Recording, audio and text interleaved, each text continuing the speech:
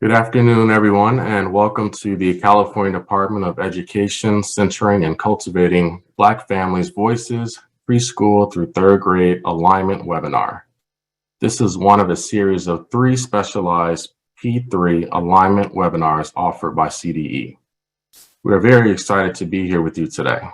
I am Sterling Williams, and I am one of the presenters for today's webinar. Next slide, please.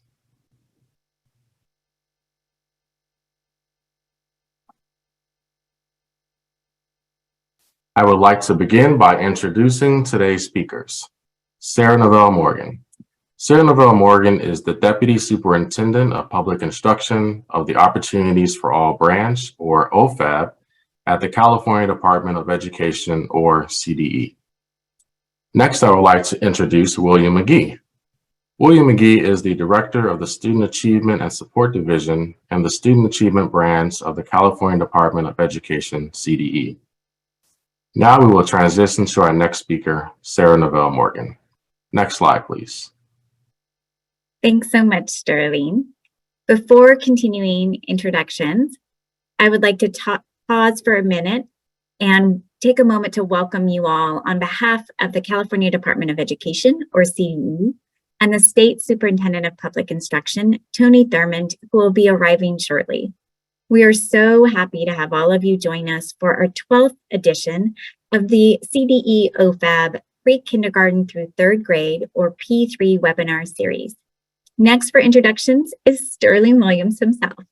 So Sterling E. Williams is an education programs consultant in the Expanded Learning Division for the California Department of Education. In this role, Sterling acts as our lead for the Expanded Learning Opportunities Program, the first of its kind in the nation. We also have with us Dr. LaWanda Wesley. Dr. Wesley is a highly skilled and experienced educator. Some of her experiences and current work are serving as Oakland Unified School District's Director of Quality Enhancement and Professional Development of Early Education. Recently, she transitioned to the Child Care Resource Center as Director of Government Relations. She helped to co-found a Black-centered policy coalition entitled Black Californians United for Early Care and Education that centers a 10-point plan for children, families, and the workforce. As of January 2021, Dr. Wesley was voted and appointed to the California-Hawaii NAACP State Executive Committee as a Community Coordinator Chair, and as of October 2022, was also appointed as Education Chair. We also have with us Hunter Anderson. I am really pleased to share this space with our next presenter, my colleague, Hunter Anderson from CDE's School Fiscal Services Division and Chair of CDE's Black History Committee. Please join me in welcoming her. Thank you, Sarah. Hello, everyone. My name is Hunter Anderson, and I would like to first start off by thanking you all for allowing me the space to speak with you today. My hope is that you take something from what I share with you and use it to continue to push the conversation forward, because not only is there a lot to discuss, but there is a lot to be done. The month of February is important, not just for Black people, but for everyone. For the Black community, it is typically a time for us to educate, celebrate, and reflect. For others, it may be a time to listen, learn, and act. Carter G. Woodson was a Black Harvard scholar and American historian who first introduced the field of Black studies to schools after he had grown frustrated that this wasn't a more widely known subject. In an effort to acknowledge and educate people about Black contributions to society, he and the organization he founded, the Association for the Study of Negro Life, created Negro History Week in 1925. His hope was to hold a week-long celebration to promote and encourage the teachings of Black history in public schools. And by February 1926, the event was officially celebrated during the second week in February, the same week as Abraham Lincoln and Frederick Douglass's birthdays. The event was a huge success that birthed a community of young scholars and activists who not only wanted to learn, but who wanted to teach about the accomplishments of African Americans. By 1976, 53 years later, Negro History Week had expanded to a month-long celebration and was officially recognized by President Gerald Ford as Black History Month. And by this time, Black history was recognized nationwide. Black History Month isn't just a time for us or our allies to sit around and discuss the obvious, like how slavery was awful or how Black people deserve to be here, because it was, and we do. These are facts that need not be explained. Black History Month is an opportunity for us to really acknowledge Black history, not just that it exists, but that it is just as much a part of American history as anything else you will find in the history books at the schools where we send our children. But as much as we tend to discuss our past during Black History Month, it is also equally important that we hold conversations about the future of Black people. Because let's be honest, we are still fighting to be here today. When Woodson created Negro History Week, he had two main goals in mind. The first was to use Black history to prove to white America that Black people played an integral role in the creation of America, in hopes that by doing so, we would be treated as equal citizens. The second was to promote the successes and contributions of Black people in a time where few books, newspapers, or schools cared to acknowledge us. And almost 100 years later, we are still fighting with and for those same goals in mind. Last year, a Florida judge blocked the Stop Woke Act bill intended to bar high school students from enrolling into a college-level African American Studies course. Where it was once illegal for Black people to seek an education, it is now illegal in some states to educate people about Black history. Almost 44 states have legislation in progress to combat the teachings of critical race theory within their K-12 curriculums, which could mean an incomplete history of our country will continue to be told, unless we combine our resources and voices today. Black history should not be limited to 1 month, nor should it be limited to only certain states or classrooms. Black history is American history, and our children deserve an education that allows them to know and understand this truth. This month, as we discuss and celebrate the history of African Americans, may we also focus and pour into what lies ahead, what the future holds for us, for our children, and for our communities. Because with as much as we have to show for our past efforts, we are still fighting to preserve those victories. We are still fighting for voting rights, for fair wages, for jobs, for equal education, for mental health services, for healthy pregnancies and safe deliveries, for housing, for a fair trial, for protection from police. Folks, there's plenty to celebrate today and during the month of February, and I thank all those that came before us for that, but the work is far from over. This month and beyond, I hope that we can carry the spirit of Black History Month into our conversations, communities, schools, and government buildings with the same two goals in mind that Charles G. Woodson had: equality and representation. Our history goes way back, but the wounds still cut deep today. May we use what we know and where we've been to open more doors, break more barriers, and spread more awareness. May we continue to uplift each other, pour into our communities, strategize with our allies, and create lasting change for ourselves and the future generations. Thank you. Thank you so much, Hunter. Knowing that wounds do still cut deep today, I want to acknowledge our debt to enslaved Africans and their descendants, whose labor and suffering built and grew the economy and infrastructure of this colonized nation that refused to recognize their humanity. We acknowledge that many systems and institutions still refuse to recognize their humanity today. We acknowledge the theft of labor is the theft of generational progress and continues and contributes to education oppression. Nearly all African Americans have been robbed of the opportunity and wealth that their ancestors might have otherwise passed on to them. At the California Department of Education, we are focused on improving the educational state of Black children and families by supporting our programs to eliminate anti-Black racism, investing in educational approaches, programs, and services that are led and co-led by Black communities, valuing lived experiences of Black children, families, educators, and communities in decision-making, and developing deeper relationships with California's Black communities impacted by racism and inequalities, to learn the best ways we can improve educational systems for Black children in order to improve educational outcomes for them. I want to thank Black Californians United for Early Care and Education for their help in developing these remarks. Next slide, please. I want to start us all today after those deep words by grounding us in our efforts at the CDE to transform education and uplift the critical role of the preschool and early elementary years. We are really excited about the interconnected nature of the recent investments and the opportunity to leverage them and to build an equitable preschool to third grade system, or P3, one that supports stronger academic and whole student outcomes. These historic investments allow us the opportunity to create the educational system that Black students and families need for success in 2020 and beyond, not the system we've had from 1950 or even 2019.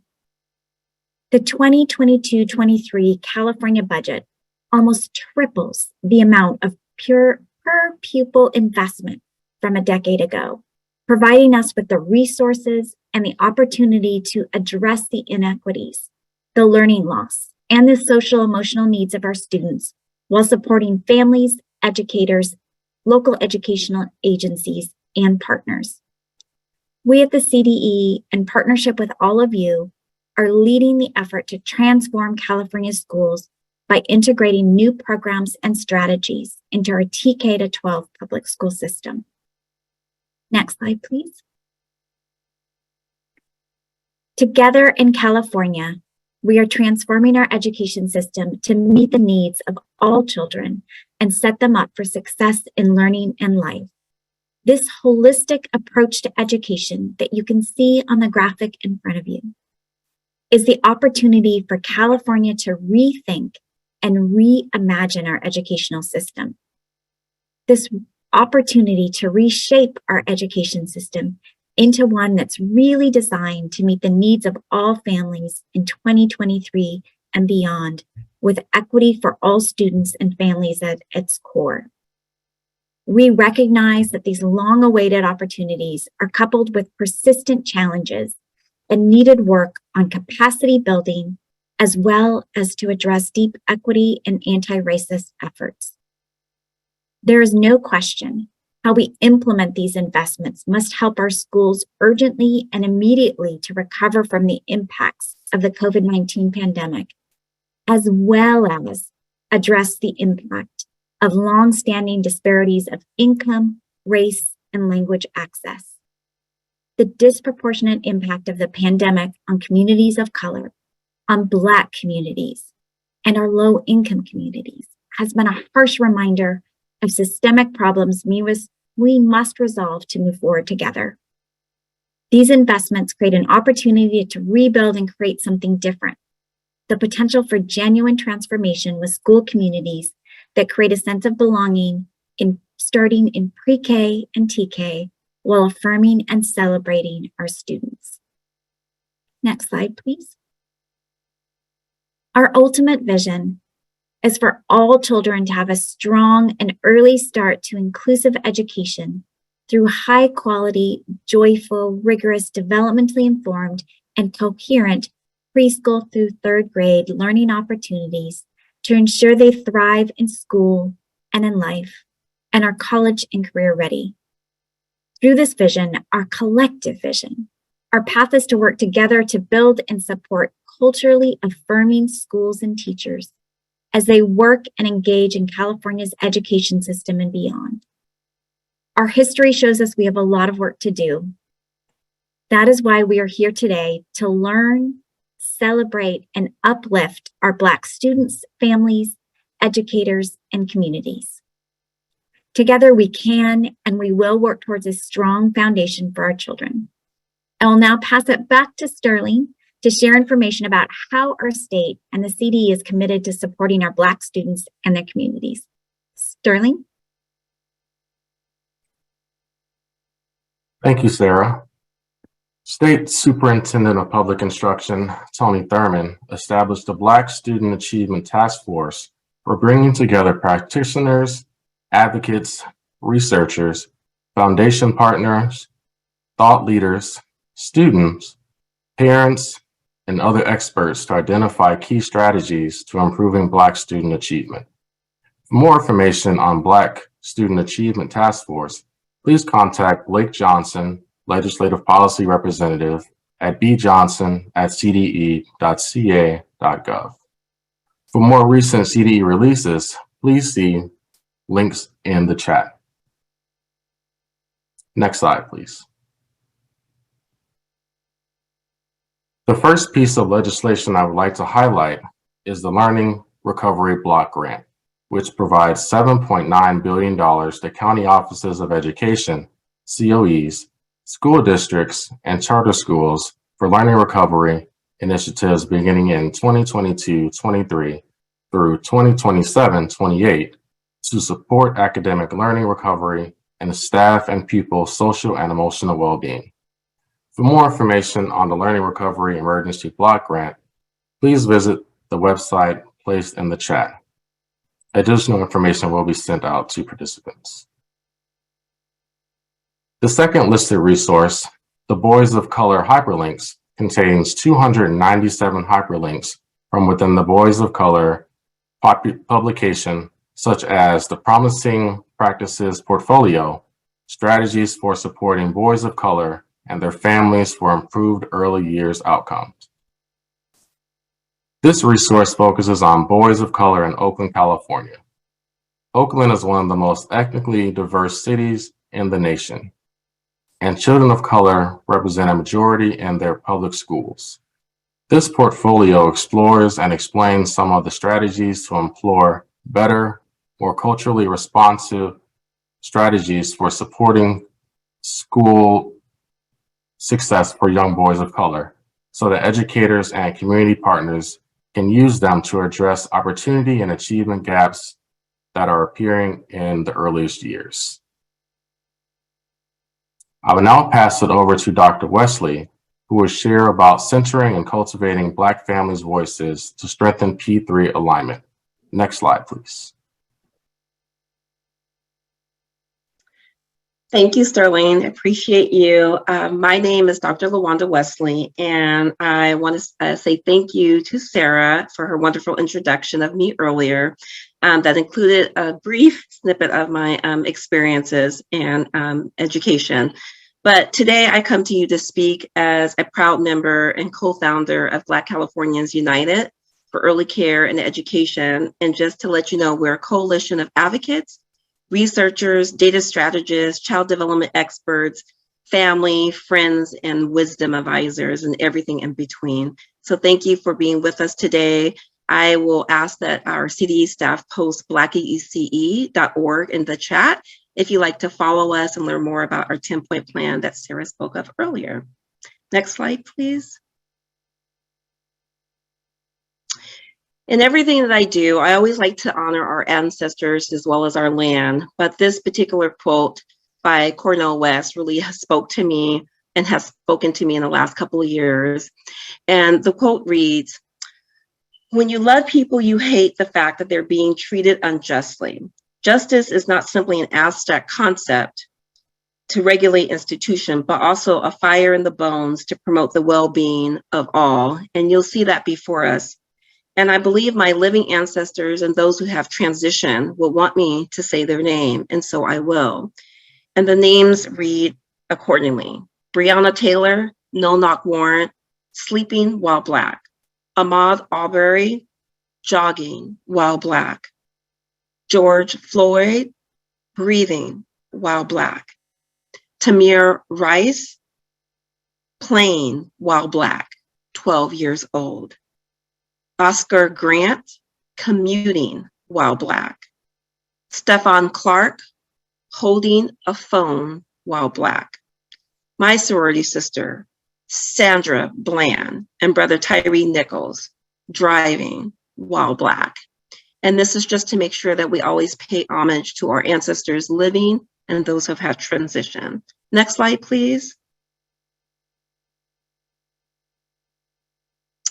There is a tribe in Africa called the Maasai. The Maasai tribe has a traditional greeting that when they see each other that they use. It comes from the Kanserian Ingri, and it means, how are the children? They do not ask each other, how are you? Or how's your day? But rather they ask about the next generation in their day-to-day greeting. The Maasai people believe that monitoring the well-being of the children of the next generation is the best way to measure how their next generation will perform and how they will do, and as how they move as a whole society. So many times we say, hi, hello, how's your day? But again, the greeting is, we're only as good as the well-being of our children. So again, asking, how are the children? Next slide.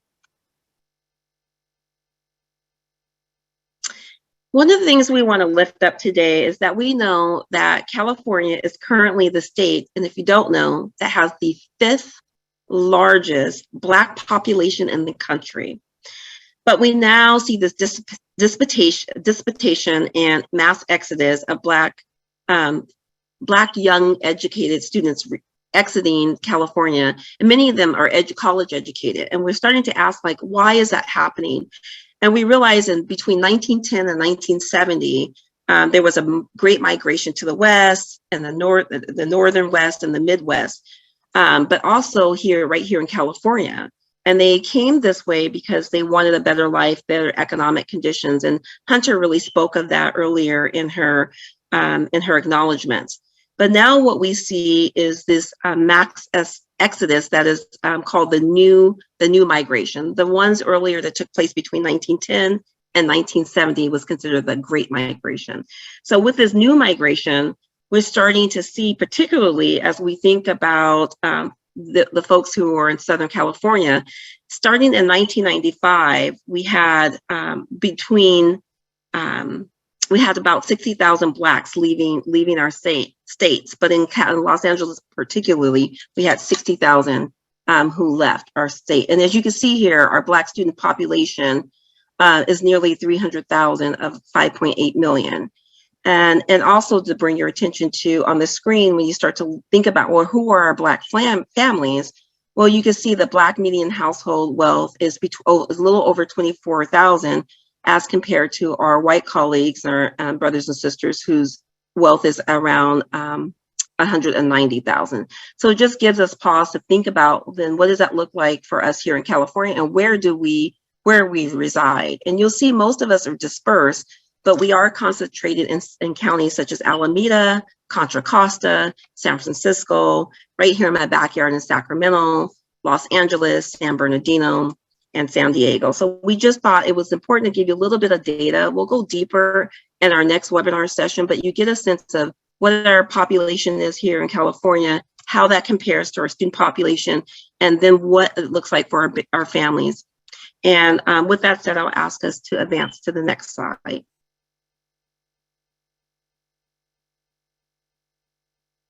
So as you look at this particular slide that is titled Moving to a Justice-Oriented Framework, you'll see on the left side, there are the typical sort of deficit frameworks. And then you see on the right side, sort of a reframing of those deficit narratives. And when I think about what is on the right side, the reframing, what comes to mind to me when I was putting this together and really thinking deeply about it, you'll see that the list contains, on the right side for the reframing, perspectives of children who are descendants of great orators. And those folks are folks like Sojourner Truth and Michael Eric Dyson and Cornel West. But you also, again, looking at the reframing side, think about literary scholars like James Baldwin and Toni Morrison. And then think about our legal scholars like Jane Boland and Thurgood Marshall. And then there's also our scientists, Benjamin Franklin, Benjamin Banneker, and Valerie Thomas. And then, of course, countless mathematicians. And I also think about the pyramid builders and those who held us up, and the wonder of building those pyramids that still is with us today. But when you look over to the deficit narrative, we know that this is where we don't want to be framed. We know that this is what is lifted up most times. And so as I think about that, we know that some of our Black children are entering their schools and are given different messages than that of our home. And our home environment tells us that we are kings and queens and that we are descendants of mighty people who can do anything in the world, who can move mountains, right?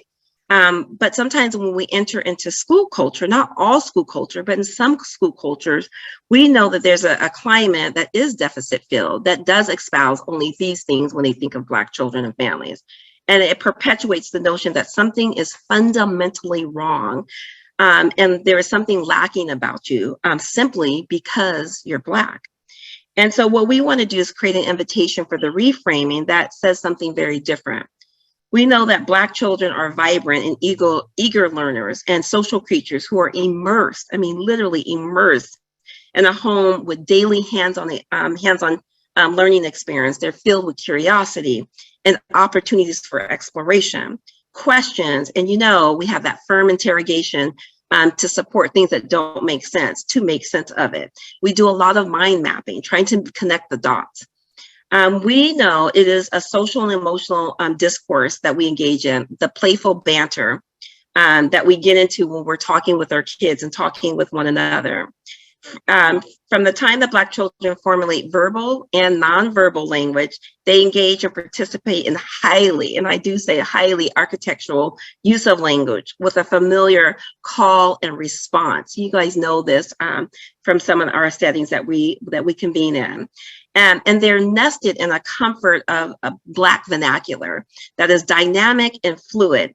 And I started to think about some of the genre of our music that includes R&B, blues, jazz, neo soul, hip hop, and rap.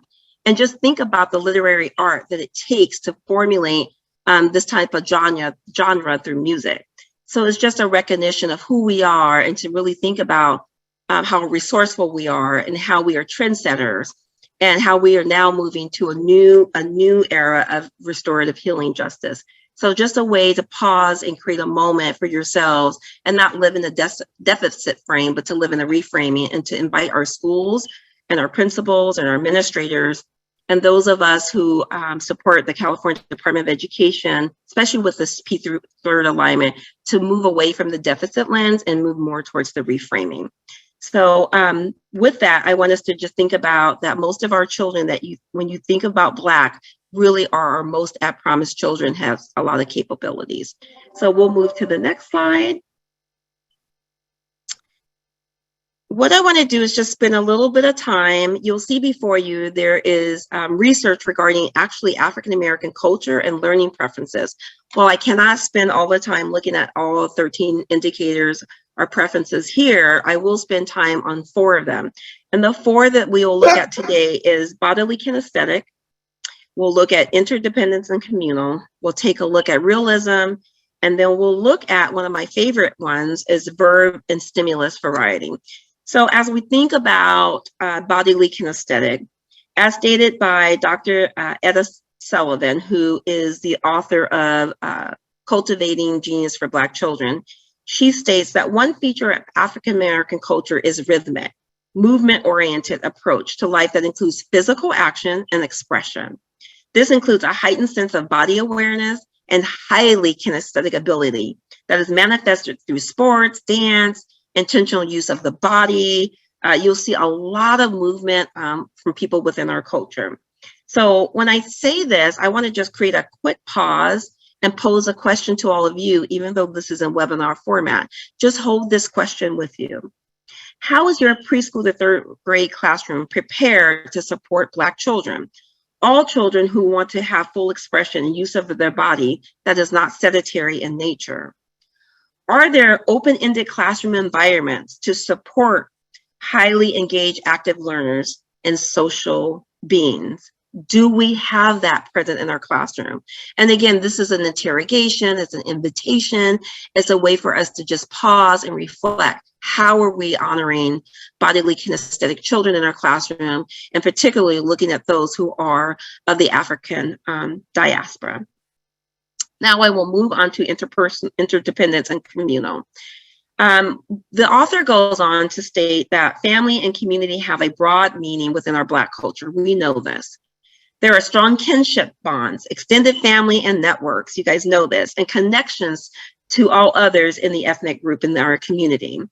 I pause once more to encourage us to think beyond immediate family. That might mean only those who may reside in the household with that child or with that student. Rather, we are inviting you to consider the close kinship bonds of those who we affectionately sometimes refer to, and I'm going to use a couple names that many of us within the African diaspora relate to: Auntie, Gigi, Pawpaw, and extended family members who also sometimes call, that's my sister, brother, cousin. These are all close kinship family members that support our children, our families, and our school system, and have the well-being of our children in mind. And they also are very invested in the academic success of our children, in our classroom, in our school site, in our school district, and in our community. So just think about that. These are the folks who will show up to your classroom. You'll wonder, if you look on your emergency list or you look on anything else, I don't see them listed. You will hear the kids talk about them lovingly in this manner. So as I move to the next area that I'm going to cover, which is realism. An aspect of Black culture realism is an aspect of Black culture that combines elements of experiential, relationship-based, people-oriented, harmonious interactions. Black people usually prefer authentic communication, and we all know that. Sometimes we call it keeping it real. But we do appreciate that. We tend to have straightforward, very direct manner, AKA, again, keeping it real, communication.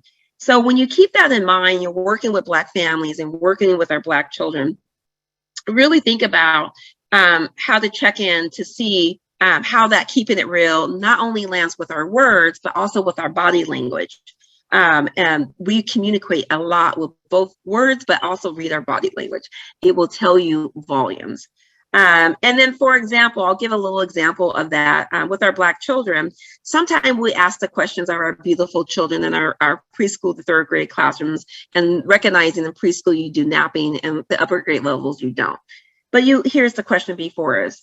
We might ask students in our classroom, including our Black children, do you want blue or red pajamas? When the real objective is simply to go to bed, or are not usual questions. And if these are not usual questions in our Black community, we don't sort of like go indirect about what children's options are, although we listen to them. I don't want you guys to think that we don't, but we really are really direct with their children about where they have options and where they don't. So I'm going to pause with that here and say, is there a lot of filler language, not getting to the point when you're engaging with Black children and families? Do you kind of run about in a different way to get to the main point? Our children and our families tend to not communicate in that way. And I want to also be careful that none of us are a monolith. So when I say these things, I also know that our Black community is very dynamic, and we have an African diaspora that reaches across different ethnicities within our culture. But it's just a way to raise up an example that we have a very, very direct culture with communication, both again with children and families. And the last one that I will tend to is Black communities. When you think about this verb and stimulus variety, Black communities tend to live their lives filled with multi-layered, energetic level of spirit and enthusiasm. You'll see it again. I'm trying to refrain myself, but then I'm not. With our body language, our head movement, the way we wear our apparel. There's so many ways that we communicate. So in thinking about that, there is a preference to prefer an active and synergetic environment filled with stimulus talk and multiple activities, all going at once. We thrive on that. Conversations that when we're having conversations, there might be music in the background, children running around. We might have a game being played in the background. These are all common dominoes being played. These are all kind of like Black gatherings where we just come in and there's so many things going on, but it's just the way that we want it. Animated expressions are all a part of that. And this all comes from research as well. I'm not just saying this, but this comes directly from the book, Cultivating Black Genius. Reading is for Children, and also other literary scholars. And so what that means is that we are a lively people who need in a classroom that is also very lively, that engages Black children's five senses, which is most appreciated. And if you can layer that in any curriculum that you have, one modality of learning, particularly visual and auditory, may not be the best for us. So if you're only doing auditory or you're only doing visual, you may lose us a bit. So when you combine those types of modality of teaching, then you're better to engage us. Black children begin to check out when those things aren't present. And so we want to make sure that we have student engagement. And so as we close on this particular slide, I want to lift up that the Black community tends to engage again in what I said earlier in this call and response, this sort of flow with language. And I'm trying to be scripted, and even I'm struggling in that moment because we're just not scripted people. But as I flow in and out of my script so I can mind my business, we want to make sure that the educator we want to make sure educators are not the sage on the stage. And with us doing all the talk, with all of us doing the talking and the children sort of sitting sedentary and being given information on one way direction. Black students are up for challenging educators' line of thinking, so don't think they're being disrespectful. They are in family environments where they challenge thinking because they see adults doing it. And so we want to grapple with really difficult and challenging thoughts. So if you undermine us that we're not grappling with difficult thought, that's very untrue. We actually like the challenge. We want to grapple with things that are hard and complicated so that we can see what the end solution is when we have dialogue and conversation. And so multiple perspectives and points of views are honored to arrive to the same destination and learning objective in our classroom. So that's just a little bit. And hopefully in the near future, Black ECE will do a full version of this presentation where we'll go more in deep into that. But for the sake of time, I have to be a good steward of this present moment. So I'm going to move to the next slide. This next slide I will spend less time on, but it talks about the conditions of affirming Black teaching and learning. And so when you start to think about what that looks like, you'll see before you these particular bullet points. And one is related to cultural grounding and racial pride. Black affirming history is we want to see Black affirming history as part of the main curriculum that's integrated throughout our school year, and not just the historical holidays that sometimes I call the tourist approach, which is, you guys know it, Dr. Martin Luther King, Rosa Parks, which they are amazing souls and spirits and civil rights folks, but we want to go beyond that. We want to go beyond Juneteenth. We're happy for that given moment and pause for everybody to recognize the importance of that day, but we need to integrate that throughout all of our curriculum in your school settings. Social responsibility is something that is interwoven into who we are as a people. We did that during the civil rights movement. It includes community engagement, civic participation, and we are big and huge on public service because we know that moves the needle. And I think about the Black Panthers, who were a big part of doing that kind of work. And then looking at educating the whole child, please, I cannot say enough that you need to speak to our full whole selves, its spirit, mind, body, and soul. And here you'll also see the emotional side, the physical side, the intellectual side. I know you are in your classroom environments, but we come from a very spiritual set of people and ancestors. And so that whole acknowledgement, when it's disjointed, does not serve our children very well at all. And then representation of affirming Black teachers. This is critical. We need to recruit, reclaim, and retain intentional hiring of Black educators who are invested in the success academically and personally. There is a saying within our Black community, not all skin folks are kin folks. And so when we say this, what we mean is that we need those who are deeply in love with children, deeply invested with them. They share our melanin, but they also share the investment in our Black children. So we know that sometimes we might hire educators who are definitely of the African diaspora, but maybe not necessarily all vested in. So we want to find the match that holds both. We want the collective for our community to hold both.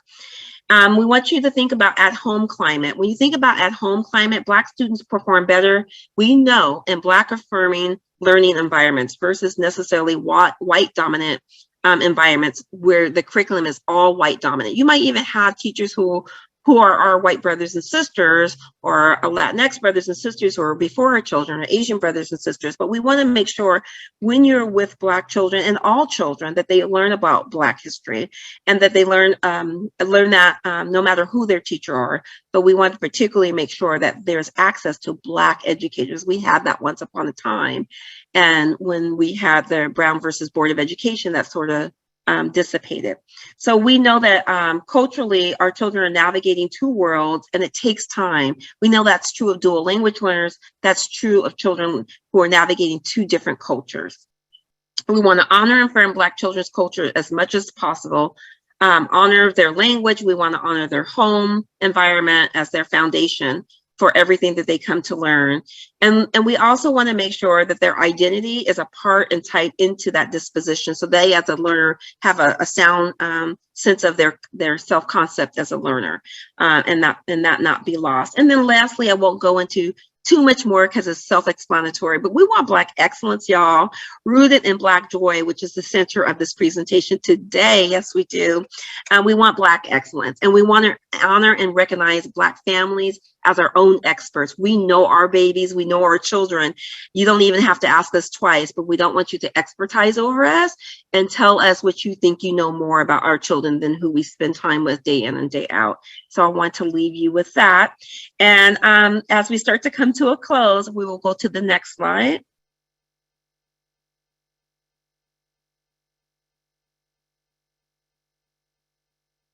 So here's an example that is a favorite of mine. I was thinking about some of our Black parents who are talking about parents and families with their children. It comes from an example from Dr. Sullivan's work. Again, she's the author of Cultivating the Genius of Black Children. And you can see the slide before you, and I'll read it to you. It says, I read stories to my children every night when they were young. When Aaron was about 3.5, he started getting up while I was reading and going to the other side of the bedroom to play with the toys. And see, you'll see in this exchange, and the mom is saying, sweetheart, I'm not finished with the story. Come back over here, please. And Aaron says, that's okay, Mom. Just keep on reading. I can hear you. I don't need to see you to hear you. So think about the children when I talk about that energetic child that's in your classroom. You think they're not paying attention. Remember, I said they're multitasking and they need a lot of stimulus. They can hold multiple frames at the same time without it be considered disruptive behavior or discipline issue, because they're not right on par with you. They're actually holding all things at the same time. So just keep this exemplar in mind about our children being able to multitask. They don't necessarily make eye contact with you 24/7, sitting still in a sedentary environment. They're holding many, many things, their own interests, their own thinking, the things they're grappling with. So that might mean they're over here while you're here. So there's still a way to interject with all of that, but just holding that. Just know that our Black children, learners prefer a learning environment that's filled with movement, active engagement with materials. They need to touch, feel. They need to spend time with that, handling the items. Again, they're not just auditory or visual. They need to do and engage. When these learners Dr. Wesley. Hi. Hi, it's Sterling. Tony Sterling. Thurman, our superintendent of public instruction, has just arrived. Hi, Superintendent Thurman. How you doing? Hi, Dr. Wesley.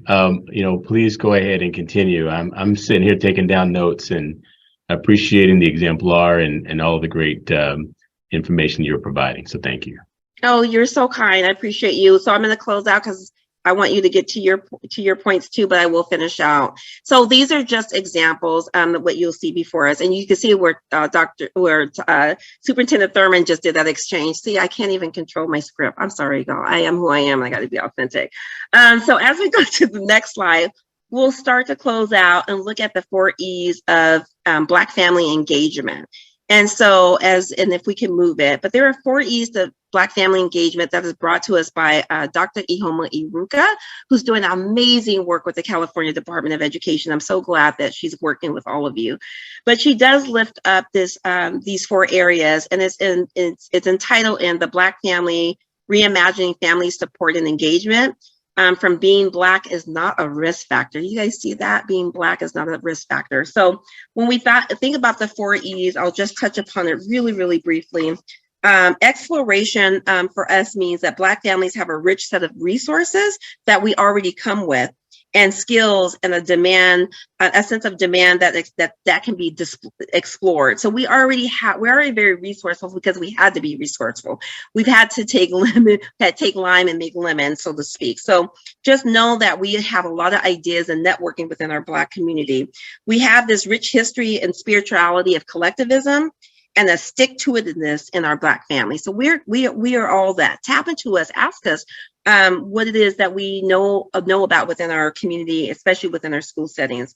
Expectation. When we think about low expectations have been cited as a major contributing factor to the gap found between Black children and other children who are thriving, because it starts to undermine the children's sense of competency and increase their learning helplessness. And that's not anything we want to do within the California Department of Ed, not for P-3 strengthening of alignment. We want to believe that our children and know that our children can excel at high levels. If we look at education, what we mean by education is that we want families to know that they are deeply knowledgeable about their children's strengths, about their learning edges, and with the right resources and supports in place, which we're talking about today, the panel is going to be fire. We know that they're best positioned to meet their child's needs. So we don't need you to do it to us. We need to do it with one another. And so, and lastly, we're going to think about empowerment. And I really like the word co-power rather than empower, because I don't need someone to empower me. But nonetheless, when we start to think about empowerment, we know that the crux of all family support and engagement and programming should be to co-power with families to be self-sufficient and appropriately equipped to deal with the challenges of parenting and life obstacles. Family support programs identified as being the most effective for families was ones that provided families with the tools to achieve the goals they have for their own children. Listen to that. Asking families, what are your hopes, dreams, and aspirations? Not you leaning into your own understanding what that is that you ask that of us. So as we go to the next slide, just a little bit more on, we'll skip to Black Joy. I see you guys. Okay, so as we think about Black Joy, we want you to think about it's a celebration of life for Black people. It is a reminder to all that observe it that Black people deserve to live a life that includes joy, Black excellence, and all the things that we're celebrating this month and beyond. So next slide. And then we want to make sure that you have Black Joy as a practice. And you'll see before you on the screen, I won't read it verbatim, but we want to make sure that there's a space that's created for us in that thinking, and that there are genuine conversations. Remember, I said that Black folks, we like genuine, authentic, straightforward conversations. That's the kind of environment we hope that you cultivate with us. And we appreciate honesty, because we know when you're telling the truth that you have our children's best interest in mind. Next slide.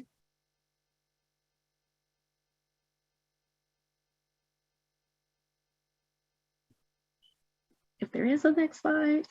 I think we have come to the end, all of you guys. Okay, Tony Thurman, Superintendent Tony Thurman, you can take over now, but I just want to say thank you, Sterling. Thank you, Sarah. Thank you, panelists, for what wisdom you're about to bring in the next few moments that we have with each other. So, and I appreciate all of you, and I appreciate CDE for being a bold partner in this space. Thank you, Dr. Wesley. Can we continue to show our appreciation and love to Dr. Wesley? I see so many hearts just coming up, rising up, for everyone appreciating the various messages and teachings and reflections that you were providing for us to actually practice and achieve Black Joy and support Black Joy. And so I want to thank you for what you shared. I don't know that I can follow what you shared, but I'm happy to provide some greetings. And just want to plus one so many of the wonderful things that you said, Dr. Wesley.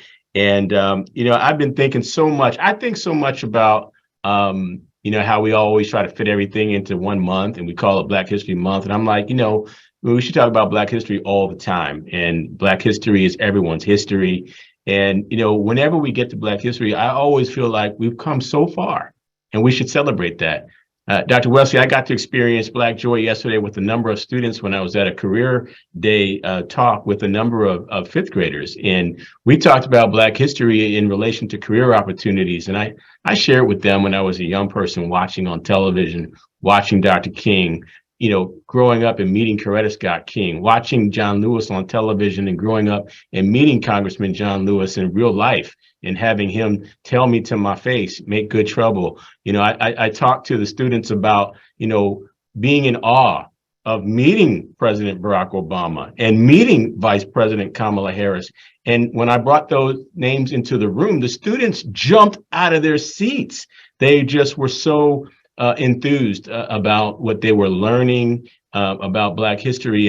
And so from my perspective, I feel like this is a time for us to celebrate all the innovation and accomplishments and achievements that we've seen in education, in science, in politics, community leadership, authors, entertainment, sports and athletics, medicine, you name it.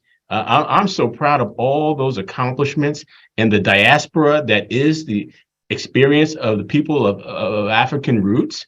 I'm just always mindful too that when we get to Black History Month, I think we have to be, as you said, Dr. Wesley, have real conversations about how far we still need to go. And I appreciate this P3 experience, talking about partnering with Black families and unlocking some important messages that I think can help us to continue to go the journey that we need to go. And in that way, I think we just have to really be honest and address the disproportionality that we see in the impacts on the African-American community in so many ways, whether it's homelessness or health disparities, environmental injustices, learning gaps. We have to address these and we have to be intentional. We have to call it out. The last couple of years, we've sponsored legislation where we've called out the need to support Black student achievement. Our students can achieve, but we have to remove the barriers that stand in their way and make sure that we are doing all that we can to support them. And we know that those barriers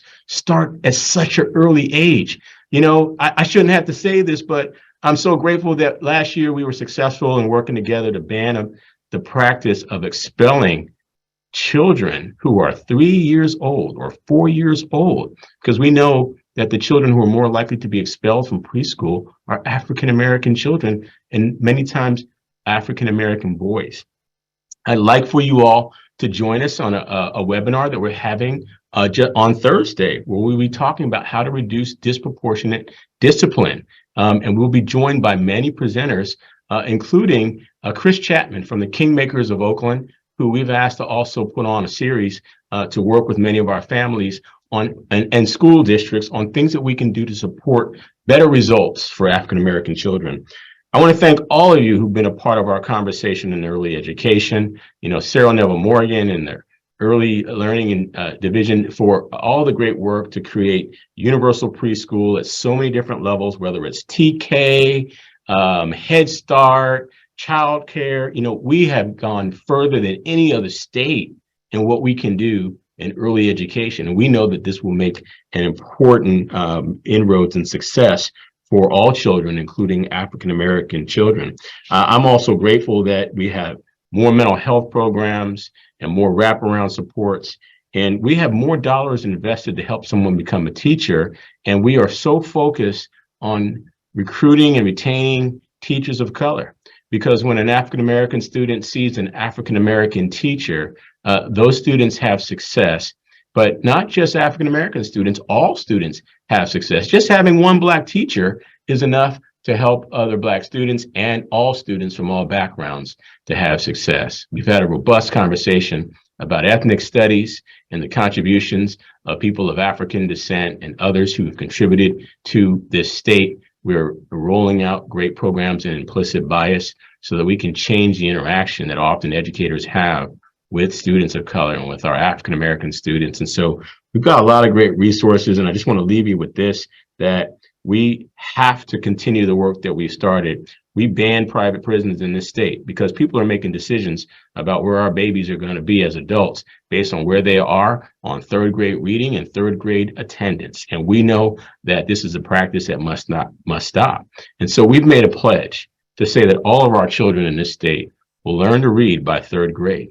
And we're putting some muscle behind it, some resources, putting $250 million behind that in reading coaching programs and other programs to help our families begin early with reading and getting access to literacy supports, because we believe that this is a problem that we can address, the problem of lack of access to reading and chronic absenteeism, and that the earlier we start, the better our students will do, and that we can close the reading gap. And when they talk about some children from certain communities start 1 million words behind their peers from more affluent communities, this is something that we can do something about. And we are committed to doing that. We have all these great programs, and I hope that you will join us on our webinar for addressing disproportionate discipline. I hope that you will join us in our webinar on March the 23rd, where we are going to be highlighting the Freedom School Literacy Program. This is an Afrocentric,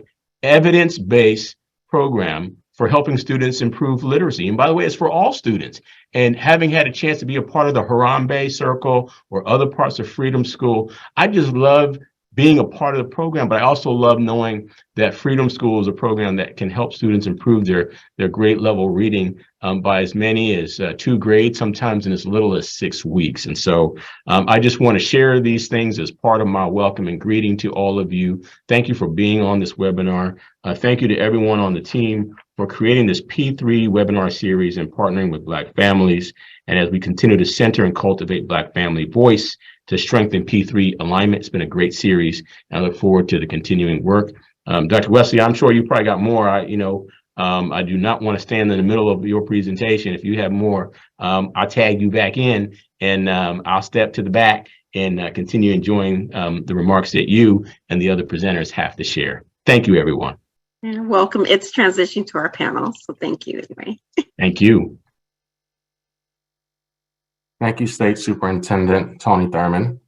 We will now be transitioning to our panel discussion where William McGee will be moderating. Great, thank you, Sterling.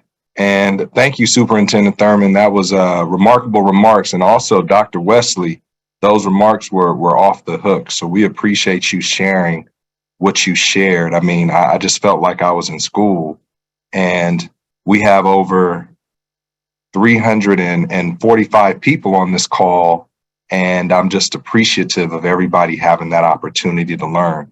So as Sterling said, my name is William McGee. I am the director of the Student Achievement and Support Division, and that's a division in the California Department of Education that does a lot of work and support throughout the state. So with no further ado, we are going to turn this over to our esteemed panel, who is going to really give us a very good discussion. Like Dr. Wesley said, the Maasai tribe, how are the children? We have to check on them, because they will be the ones that are be serving us. They will be the ones working. They will be the ones driving on that street. And I want to definitely have them very well and very doing good. So with no further ado, next slide, please. I would like to introduce our great panel. First, we have Tantra Love, who is a teacher on special assignment in charge of Oakland Unified School District's Transitional Kindergarten Program, where she also coaches and coordinates the TK and early learning programs. She has been teaching TK through first grade for 28 years. In 2019, she was honored as OUSD's Teacher of the Year and Teachers of Oakland honoree. I wish Miss Love was my teacher when I was younger. We also have Crystal Hawkins, who is an LCSW PPSC and is an educator with San Francisco Unified School District, where she develops and administers all aspects of Shoestrings Children's Center, an early childhood program in Bayview Hunters Point, San Francisco. Crystal co-founded Black Girl, Brown Girl Books to emphasize the importance of representation of Black and Brown characters in books for children 0 to 8 years old. She is dedicated to social work and public health, social and emotional learning, parenting young children with special needs, and trauma-informed practices. Crystal is also the co-founder of The Melanated Well, a group of Black mental health and wellness professionals that are intentional about supporting the Black community with their healing journey. And that sounds like a good program to get in the schools right there. We also want to introduce Dr. Lisa C. Bromfield, who has been an educator for 31 years. She has her doctorate degree in organizational leadership, master's in educational leadership, and teaching credential. Lisa currently serves as the Director of Equity and Access in Moreno Valley Unified School District. Her responsibilities include LCAP oversight, managing federal funds to ensure district resources are aligned to the needs of our students, and providing strategic support and engagement opportunities to African American parents and families. Lisa serves on facility and facilitates the African American Advisory Council. In addition, Lisa is a proud veteran of the United States Army. Next slide, please. We also want to introduce Marissa McGee, who has spent her career in communities that have been historically underserved due to systemic inequities. She taught kindergarten, first and second grade in Washington, D.C., before joining Ravenswood City School District and Menlo Park City School District, where she works as a coordinator of diversity, equity, and inclusion. Marissa holds a Master's of Arts in Elementary Education from Stanford University, where she previously served as a lecturer. She is also the author of Free the Curls, a book that encourages children to be change makers. We have a great panel, you guys. And lastly, we would like to introduce Mr. Kevin Bermond, who is a father of 3. He and his wife had their first child when he was only 19 years old. He was raised by his father in Oakland. Kevin co-founded the Alameda County Fathers Corp in 2013. Alameda County Fathers Corp has been nationally recognized as a unique systems change and capacity building model. Kevin is dedicated to advocating for policy, systems, and practice change that results in a more father-friendly system of care for families. Next slide, please. Whoa, I'm telling you, I am surrounded by greatness right now. So first of all, panel, thank you guys for being here. We truly appreciate it. Shanna from the Opportunities for All branch has gotten us together. And so we really want to have a discussion to really figure out how we can cultivate partnering with Black families. So we have a few questions, but again, we want to have a conversation. As Dr. Wesley said, we know that our people like to talk and just really speak off the cuff. So we'll really be starting off. So the first question is, what is your role in education system from preschool to 3rd grade? And what interactions have you had with the educational systems in your community? Lisa, do you want to start us off? It will be my pleasure to start us off, and thank you so much. I am a part of the educational system as the Director of Equity and Access for Moreno Valley Unified School District. In a nutshell, what I do is ensure equitable opportunities are provided and that our students have access to the best possible education as detailed in our portrait of a graduate, as well as our goal to ensure our students are graduate future ready in Moreno Valley Unified School District. So I am a part of the educational system. Thank you for that. And you said future ready. That is a term that I think I'm going to put in my pocketbook, because I generally say college and career ready, but I love future ready because that's anything that's happening. Why don't we throw it to Crystal? Crystal, do you mind talk to us about what your part of education is? Thank you. I am the program administrator for the Shoestrings Children's Center. It's a social and emotional and sensory integration program housed in the early education department of San Francisco Unified. We support pre-K, TK, and kinder students with utilizing social and emotional strategies, as well as those of sensory, to remove barriers in the classroom while partnering with their teachers. This work is important because much as I would love to say we just thought of this program and developed it, we were looking at our data over the years. By 2nd grade, our babies were being suspended, expelled, diagnosed with emotional disturbances and other health impairments. So our focus has really been over the last 5.5 years of being up and running is how can we support our youngest learners by removing barriers and setting them up with a successful academic journey and school experience. No, thank you for that, Chris. And I think that's what Superintendent Thurman said, right? He was talking about the youngsters being expelled at a young age and really looking at data. So we appreciate you looking at that. Let's keep going. Kevin, do you mind tell us what's your journey in education? What have you done? My journey is really to support, especially when we're talking early care and education, is support the ECE system with becoming more father friendly and being more intentional with their engagement and support of fathers. When we talk parents, all of our programs say we serve and support parents, and we serve children and parents. And when we're talking, especially in early childhood, a lot of times those parents are moms. And so my role is to really support our early care and education programs and systems with being more thoughtful with identifying ways that we can better support dads and bring dads into those early childhood settings.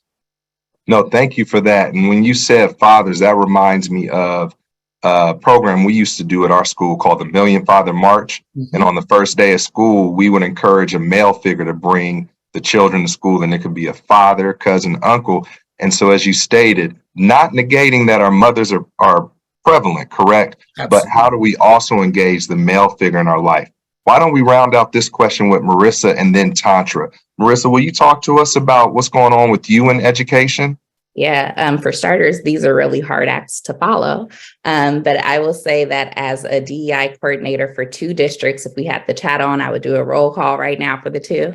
The ultimate goal is to really create those shifts on a systemic level.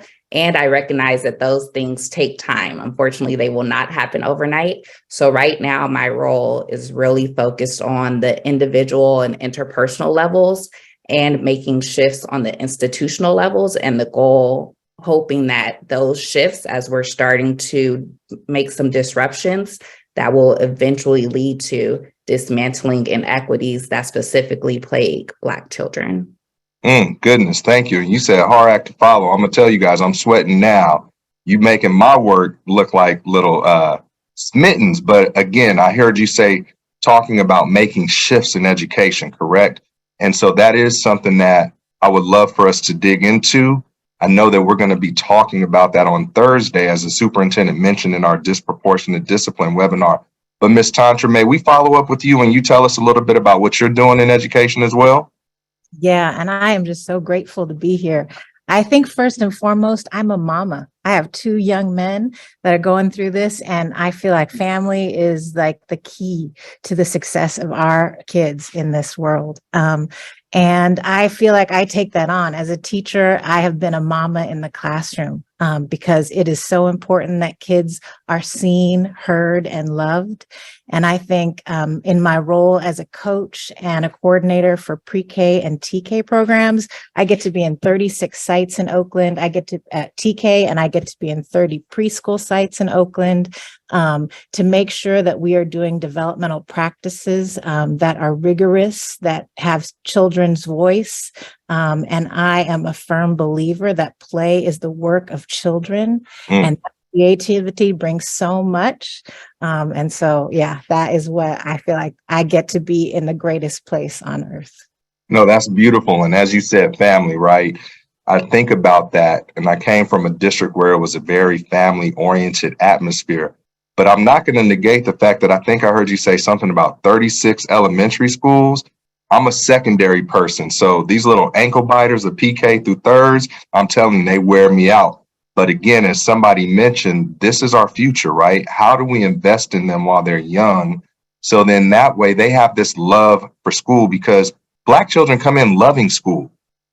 It's when they get to school that there's interactions that cause them to dislike school. And it's not even they dislike school, they might dislike what's happening to them at school. So as we talk, and Crystal, if I can pivot to you on this question, if you were to elevate one interaction with the educational system or individual education leaders, either positive or challenging, what would it be? I think a struggle or a challenge has been the refusal of services or support to Black children. For instance, no, you should not be suspending. So it's like, okay, we won't suspend. Would you think that's addressing the unmet need or the behavior, but we won't necessarily pour into that child and provide them the differentiated support or individualized social emotional strategies or supports they need So in the end, refusing the child of what they need is definitely doing them a disservice, whether you send them home or have them in the classroom. And with that, the conversation has been, well, if I do it for this Black child or this group of Black children, what about the other children? Well, the other children may not need what this child needs. And if you address this specific need for this individual child, you're building the capacity of yourself, your staff, all those around you, and that will benefit the other children. You said building capacity of all those around you. Anybody else want to jump in on that one? Elevating one interaction? I'd like to, William, if I may. Please. I just believe that we need to close the achievement gap for our Black students, period. The topic today is supporting Black families and students. That's key to closing the achievement gap. The research shows that only 16% of TK students and Black students in California are attending TK. We have to change that rhetoric, and that's what's going to lead to us closing that achievement gap. We need targeted outreach to our Black families to ensure they enroll in TK. And along with that, we have the expanded learning opportunity plan that supports that. That means students can have a full day of TK and then seamlessly go to our after school programs. That supports our Black families more. That's a game changer for us. That's a game changer. Our students are not attending TK because they don't have babysitting. Our families cannot afford to go to preschool. And we now, through Superintendent Thurman's initiatives, we have that expanded learning funding to support that. This is really a true game changer. That means that our Black parents don't have to worry about their children. They're going to be in a safe and nurturing environment until 6:00 p.m. that allows them to work, that allows them to put food on the table and not have to worry about their children. If we do that, I'm telling you, we will make so much progress in terms of our children being able to read by 3rd grade. And we will close those opportunity gaps, and we will close that achievement gap if we do this. No, thank you for that, Dr. Broomfield. And I was going to ask you, because when you threw that out there about achievement gap, opportunity gap, I was going to say, don't just throw it out there without any tangible examples. And you gave several. And along with that, right, we're also talking about children have the opportunity at several meals per day too, correct, at schools? Yes. Breakfast, lunch, and supper? Yes, sir. Okay, so I mean, and those are things that we know, even as adults, right? If I don't eat, I'm tuned out, I'm gonna be acting up. So what do we think our children are doing? And then how do we support them when they need that? Before we move on, did anybody else want to jump on that question, interaction with the educational system, either positive or challenging? I would like to offer one positive one. So in both districts that I support, we offer affinity spaces.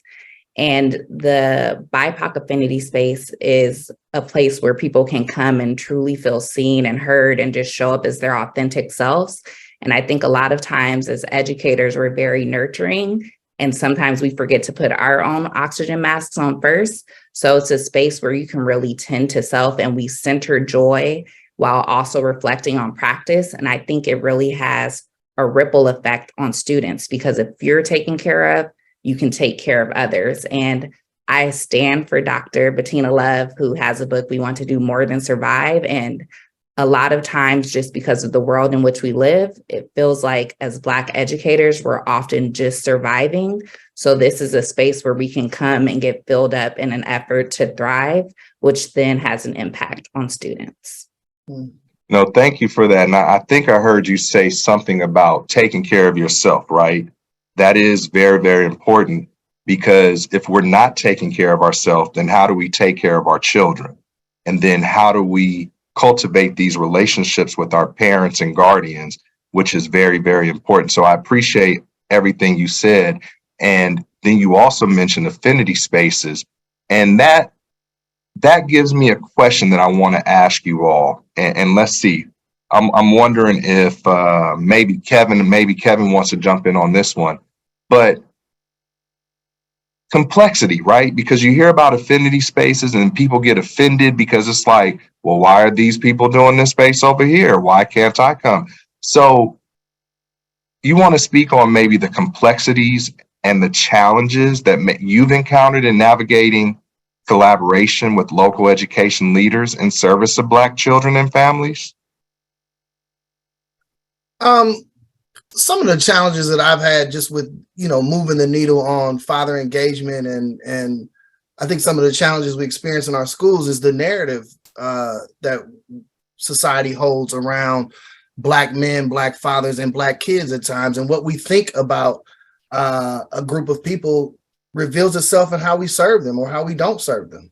So we have to change the way that we see Black men, Black boys, Black children, and that will ideally result in changing the way that we treat them and changing the way that we serve them. That's a big, that's foundational to our work. And we talk about highlighting the true narrative of Black fatherhood, and really celebrating Black fathers and fatherhood in general. And that will influence our programming. So we're not calling dads when it's time for the, garden to be built, or when it's time for, we're calling dads at all points in time to be on campus and be part of the educational experience. And so in order to do that, we have to be comfortable with Black dads in our spaces. And how comfortable are we with that? And I think, we feel it. We talk to dads all the time that talk about going to school and they've been dropping off their kids at school for years and they still get asked, who are you? Who are you here to pick up? And those are real experiences that we just talked to a dad a couple of weeks ago where he's, the main caregiver of his kids, and he's been dropping his kids off at the same school for 6 years, and he still has to say who he is at times when he walks on campus. And so, the narrative issue is something that really needs to be addressed, and the bias when we are on campus.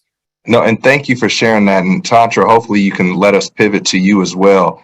But Kevin, you just mentioned that word at the end of your remarks where you said bias, right?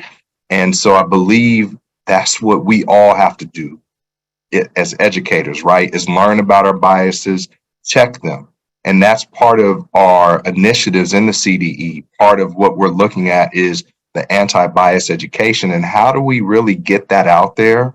And how do we really support that? Because again, if you said a Black father has been dropping their child off from the beginning of the year and it's day 180 of the school year, and I'm saying, who are you, sir?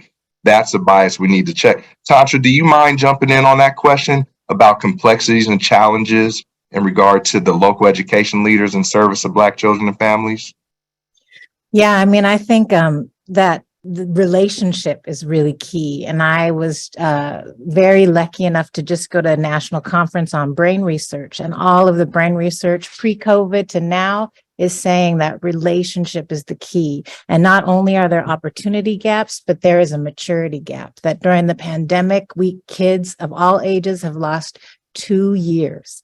And those 2 years, you cannot catch up unless you address them.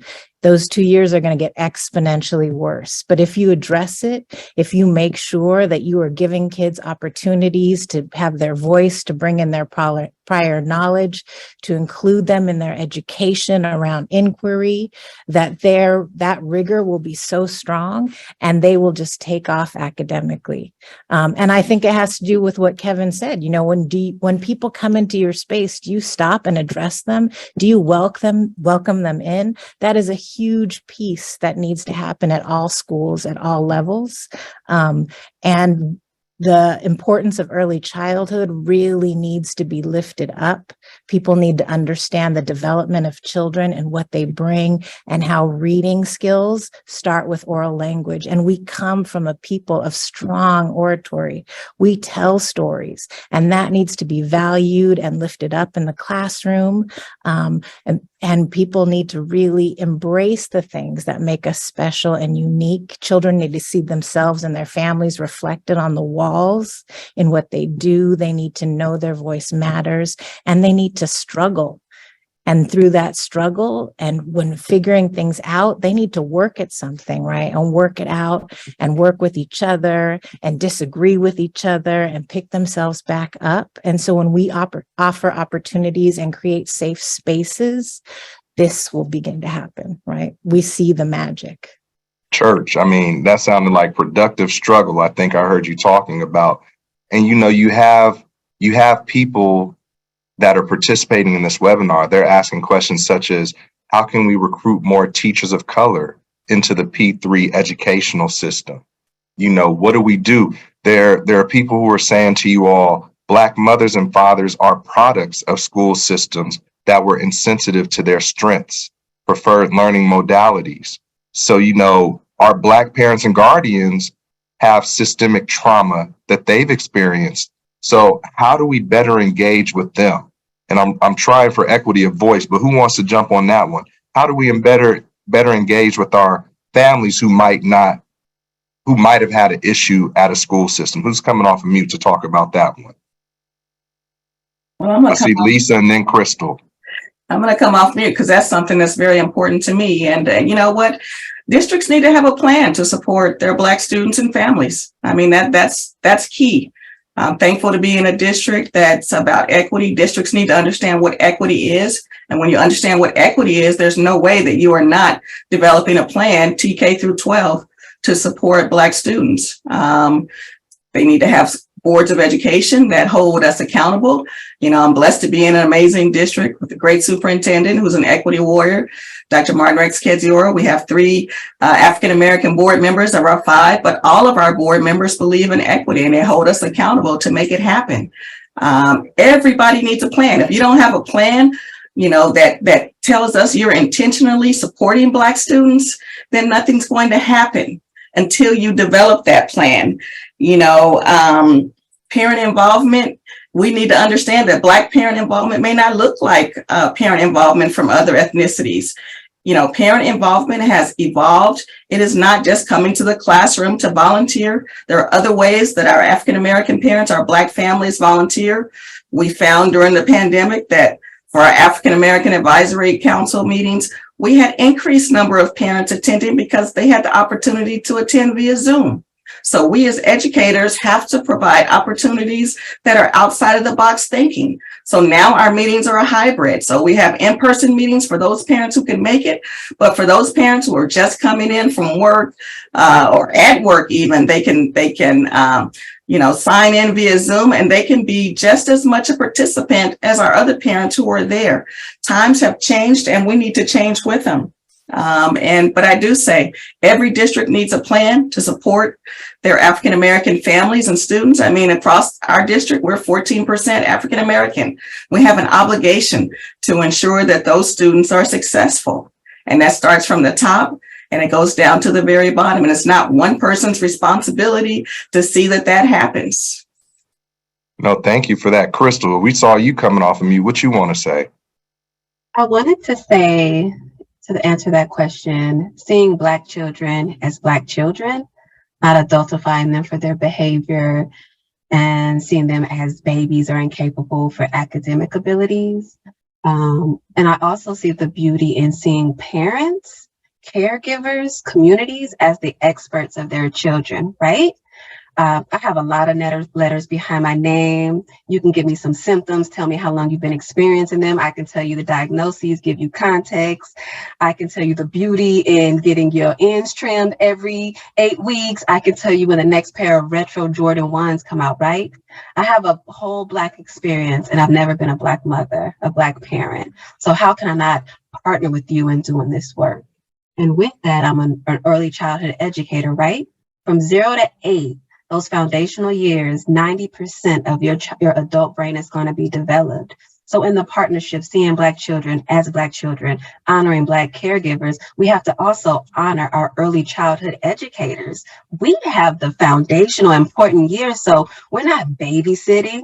It's so much happens with play, as Tantra said. So really thinking about these partnerships as we're not raising children, we're raising adults. So setting them up to be successful and do this work for the next generation to come. No, both what you and Tantra said were very powerful. I think that listening to these words, I'm hoping that our participants are able to take this back to their LEAs, and then our parents and guardians who are here are able to advocate for themselves and their children, because we have our Black parents and guardians saying, my child wants to learn. They want to be in class. They want to be in school. And so how do we support the field with knowing that, with valuing a Black child's education?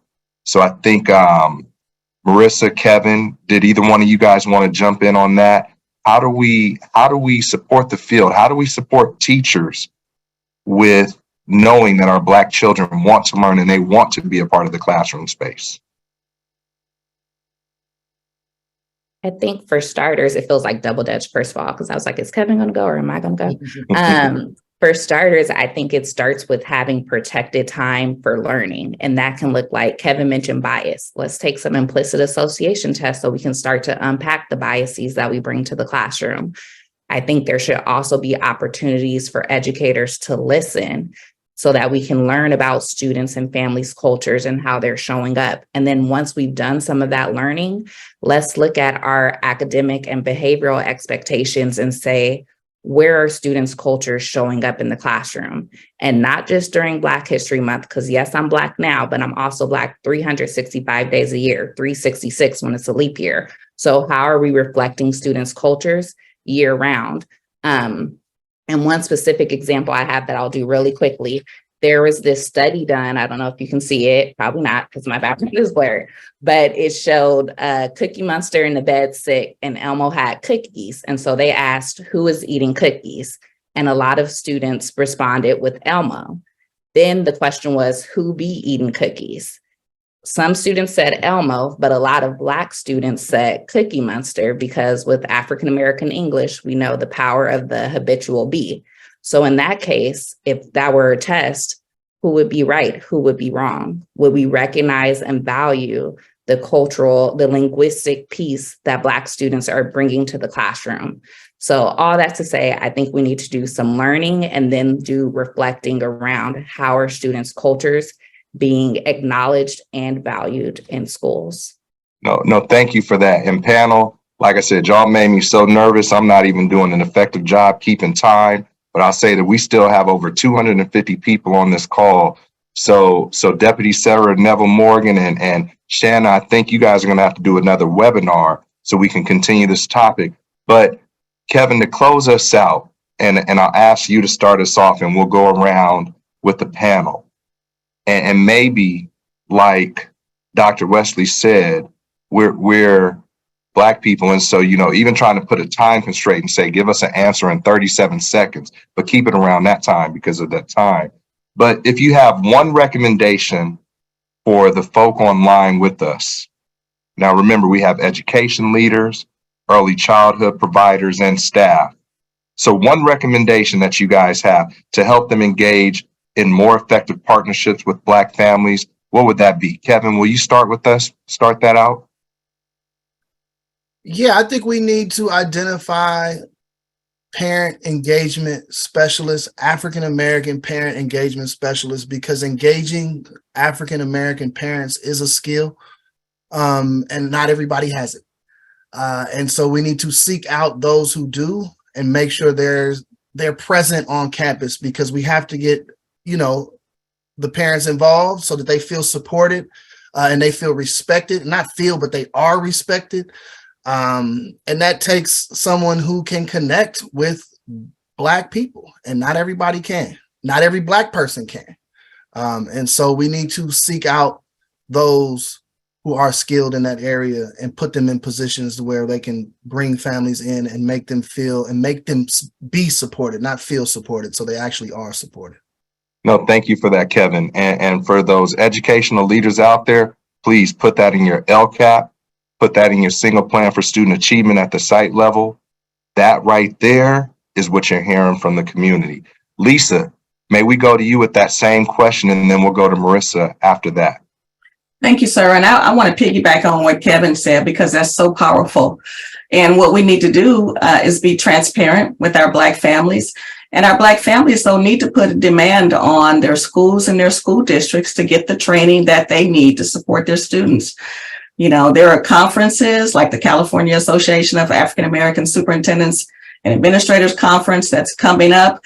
My district is taking more than 100 participants to that conference, many of them parents. The first day is a parent empowerment, where they can be surrounded by other African-American parents and experts in parent and parental engagement. And so there are people out there who do the work, and districts need to, just as you said, include in their LCAP, include in their SIPSs, so that, parent involvement is a requirement under Title I. So there's no excuse, but districts may not know what parents need. So I put a demand on your district, go to your principal, go to your superintendent and say, we want to have an opportunity for training, for parent engagement that fits our needs. And you would be surprised at how fast they will jump, I think, to make that happen. That's what we do in our district. Great, thank you. Another tangible, if I have to say it again, another tangible example of what you can do. So CASA, I'll be there. Lisa, I hope I get to meet you and those families there as well. Let's see, I think we said Marissa, and then Tantra, we'll go to you. I guess my recommendation again would be to carve out time where educators can learn and listen. So that could look like having space where people are conducting empathy interviews, but it has to be protected time, because we know that it's already so hard for educators to find time as it is. So this is something that we're not adding on top of their plate. We're saying we value this, so we're going to find time during the day for this to happen. And I would like to just end with an Audre Lorde quote. I'll be really quick. It says, "It is not our differences that divide us. It is our inability to recognize, accept, and celebrate those differences." So I think we need to really lean into that. Thank you for that. And again, I'm hearing tangible stuff, everybody. I'm hearing it, right? Pouring into the educators, professional development. Those educators are the first line. They're the ones who see our Black families, our Black children. And as Kevin mentioned, if we pour into them, when Kevin shows up, they'll say, "Oh, hey, what's up, Mr. Brahman?" Not, "Who are you?" And we back in summer school. You feel what I'm saying? Okay, Tantra, and then let's go with Crystal. Yeah, I think that listening is so important. We need to ask the hard questions, and then we need to listen and sit with the responses. I think we need to know what our families have been through, what they're in school, what are their traumas, what are their goals for their children, so that we can partner with that and have empathy around what it is and what are the joys that they have. I also think that it's really, really important to engage families and opportunities to share about who they are and what they and their children bring to the classroom. And Zoom has given us the amazing ability, as long as with phones too, to record things that you can show to the kids, to bring people in who can't be there in that moment. That it's really important, and to acknowledge when people step into your spaces. We need to be really happy every time we see a child step into our classroom. We are so happy you are here. The same thing with their grownups that bring them, and whoever those grownups are, whether it's a person we're just meeting or someone we see every day. If people know how happy we are to have them in our spaces, they become our spaces. No, thank you for that. And like you said, from the Maasai tribe, checking on the children, right? But I think I need to give you a detention, because I wish you would have given me that information 6 years ago when I was a principal, which would have supported my school site so much more. All right, I think, Crystal, are you closing us out with that question? I am. I think what I like most about equity work is, of course, each child, each family will get exactly what they need. My most favorite part is that it forces us as the barriers to sit with that dissonance or that uncomfortableness we have at, why wouldn't I make sure that each child and each family has exactly what they need? So maybe it's the therapist in me that if you're having difficulty partnering with your Black families and children, that's a you problem. So do your work. That is definitely not their issue. If you were learning to ride a bike and you didn't get it the first try, would you throw the bike away? You probably get training wheels, all these other things until you and that bike become a partner. So please don't see our Black children and family as anything less than that. Oh my goodness.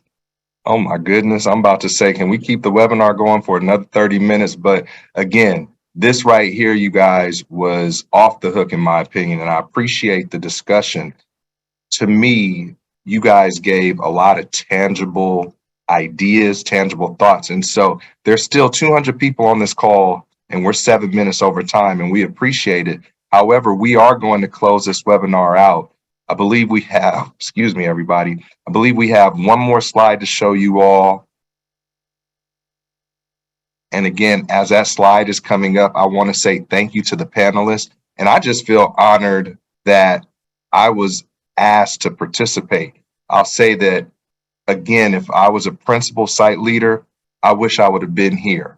And in my role as a director for Student Achievement and Support Division, I'm really going to be talking with my team. Some of them are here listening, and how do we support the field? And so as you guys are signing off, parents, guardians, school leaders, school board members, please remember what our panelists spoke about. We have meals all day for children, breakfast, lunch, supper, snacks. There's the after school program or extended learning program. There are so many opportunities. How do you engage with our parents, our guardians? Get to know them. Take a moment, recognize them, see them. As Dr. Wesley said, check on the children. I remember as a teacher in secondary, I called each one of my students' homes just to talk to their families, just to tell them I was their teacher. And the next day, that built the relationship with the students I was serving, but it also built the relationship with their families. So in closing, you guys, I thank you for being here. Remember, we're trying to help all of our students. As you can see, the picture on the page shows children playing, experiencing group work, and really that productive struggle. And so with that said, I'll turn it back over to the Opportunities for All branch. Thank you guys for hosting this, and really thank you for bringing this to the community. Thank you so much, William, for facilitating, for partnering with my team on this panel. We've decided you are now part of the Opportunities for All branch. Whether or not you want to be, you are definitely a strong member, and you're the best moderator that I've truly ever heard. And I've been on so many panels that, yeah, we need more of you, and we need this panel to come back to. So a big thank you to all the speakers and all the participants. A reminder that we will be sending out a resource email that will have a lot of the information that we covered tonight. A special thank you to my team at CDE for putting this together, and for Dr. LaWanda Wesley and the Black Californians United for Early Care and Education for dreaming together with us to help create this webinar, which will be part of a series. We will have 2 more parts coming, with the next one really focused on educators and how do we strengthen and support Black educators starting in our pre-K through 3rd grade space. Before we close, I want to do a shout out. Our state superintendent announced earlier today the release of our online publication, Creating Equitable Early Learning Environments for Young Boys of Color. If you haven't seen that, we'll also include that in the resources, but that's been a long time in the making and a passion project for many of us. So thank you all. Hope you have an evening filled with love and joy, and we appreciate you spending some time with us tonight. With that, we will sign off. Thank you, and thank you to the ASL interpreters as well.